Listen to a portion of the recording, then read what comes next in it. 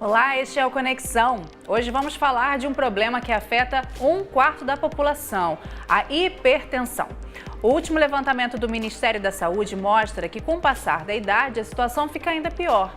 60% dos adultos com 65 anos ou mais têm pressão alta. Os sintomas também são mais frequentes entre as mulheres. Para falar sobre os riscos e os mitos em torno desta doença tão comum e muitas vezes silenciosa, eu falo agora com o cardiologista Fábio Tucci. Olá, Fábio, muito obrigada por participar com a gente. Olá, é um prazer poder participar do programa. Eu queria começar te perguntando quais os segmentos da sociedade, da população, são mais propensos a desenvolver a hipertensão? Então, de uma forma geral, a hipertensão ela pode acometer qualquer pessoa. Mas os estudos epidemiológicos mostram que pessoas de cor negra, pessoas acima do peso, mulheres, como foi dito, né, e pessoas que têm um nível socioeconômico mais baixo, né, um nível educacional, tendem a ter um risco aumentado de ter hipertensão, né, que é a pressão alta. As pessoas, o senhor começou falando aí das pessoas negras. Já se sabe por que as pessoas pretas, negras, têm essa questão de estarem mais propensas? É difícil dizer, até porque a gente tem aí 95% das vezes você não tem uma causa definida, né? É dita hipertensão essencial, você não tem uma causa. Então, provavelmente é por questão multifatorial. Você deve ter algum componente genético, obviamente, né? Mas que não explica totalmente. E a questão é do ambiente, né? Dos hábitos. Então, assim, realmente a gente não tem uma causa identificada, né? E provavelmente vai ser difícil a gente conseguir identificar. Geralmente é multifatorial. O mesmo se repete em relação às mulheres? Já se sabe por que as mulheres apresentam essa propensão maior também? Também não se sabe, né? O fato é que a gente tem aí as mulheres com algumas peculiaridades.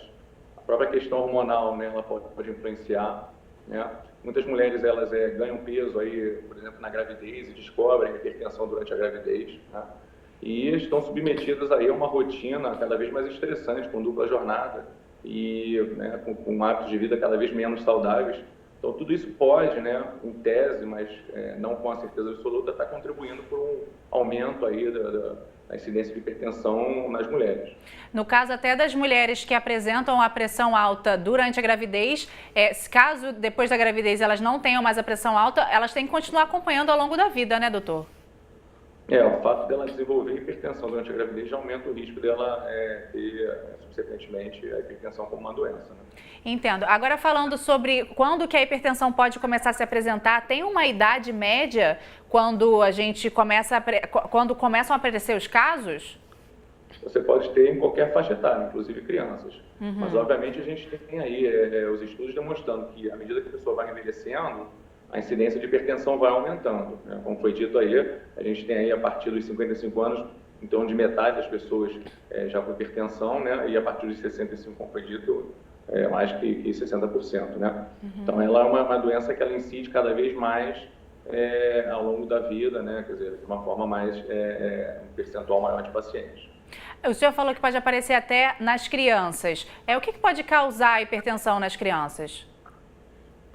Boa parte pode ser explicada por essa questão aí da maior incidência, por exemplo, de obesidade. A obesidade é uma condição que aumenta o risco de hipertensão.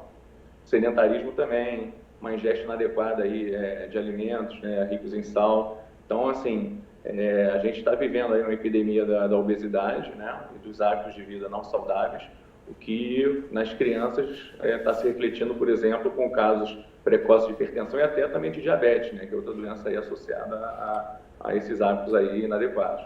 A gente analisou agora a questão das crianças, agora quando a gente pensa nos jovens, também esse fator estressante talvez possa contribuir para o aparecimento da hipertensão e dessa questão da alimentação também, porque entre os jovens acontece muitas vezes de muitos jovens não se alimentarem muito bem, né? Isso, é fato que os jovens eles estão em uma rotina também cada vez mais estressante né, então o hábito de vida, né, ele tem um papel fundamental tanto na gênese, né, da hipertensão quanto também no tratamento, né, no controle, né, é a base do tratamento. Agora, falando sobre essa questão do tratamento, com qual frequência a gente deve aferir a pressão, ir lá dar uma olhadinha para ver se está tudo bem? A partir dos 18 anos é recomendável pelo menos uma vez por ano, né, que você faça aí a verificação da pressão, né, se você não tem doença, se você não é hipertenso aí já diagnosticado. Mas, sim, toda vez que você vai no médico, o ideal é que você tenha essa oportunidade aí de aferir sua pressão.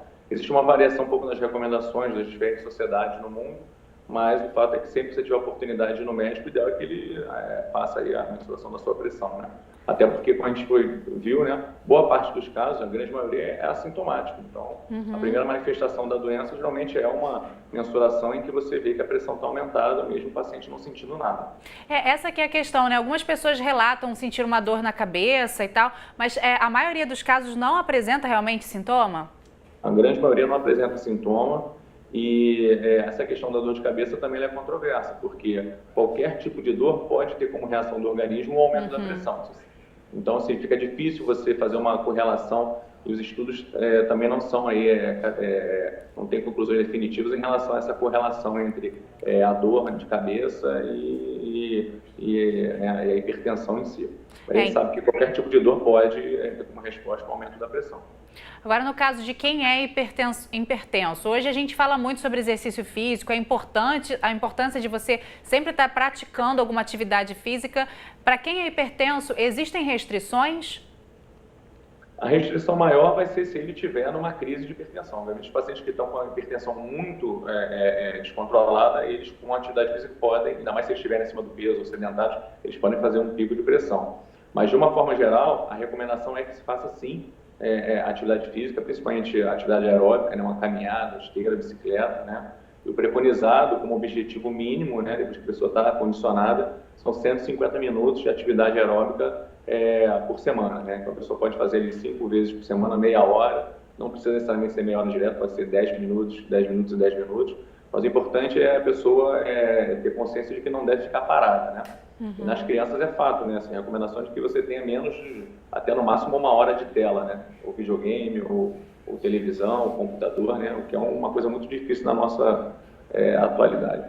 Tem que incentivar a criançada a largar as telas e correr, né? Brincar bastante para poder estar em movimento sempre, né, doutor? Os pais que fazem atividade física, né? Eles servem de exemplo e a gente sabe que crianças que têm pais que cresceram vendo os pais fazendo atividade física e tendo hábitos saudáveis, se tornam adultos mais propensos a terem hábitos saudáveis também. Tá ótimo. Agora falando sobre o tratamento para quem tem pressão alta, como que é o tratamento? É medicamentoso? Tem alguma restrição alimentar a partir do momento que você descobre realmente que está hipertenso? Então, como eu falei, em grande maioria dos casos você não tem uma doença específica que justifique a hipertensão, né? Então você tem um distúrbio da tireoide, você tem que tratar o distúrbio da tireoide e, né, se você está acima do peso, às vezes com a redução do peso você consegue controlar a pressão. Mas para a grande maioria dos pacientes, né, que tem hipertensão, a recomendação realmente é um estilo de vida saudável, evitando cigarro, evitando sedentarismo, ou seja, fazendo atividade física, evitando o excesso de ingesta de bebida alcoólica, que pode ser um fator que exacerba a hipertensão, e o próprio consumo de sal, né? A gente sabe que 60% dos hipertensos são sal sensíveis, né? Sensíveis ao sal, ou seja, nesses pacientes, se você fizer uma redução da ingesta de sal, você tende a ter um maior controle da pressão.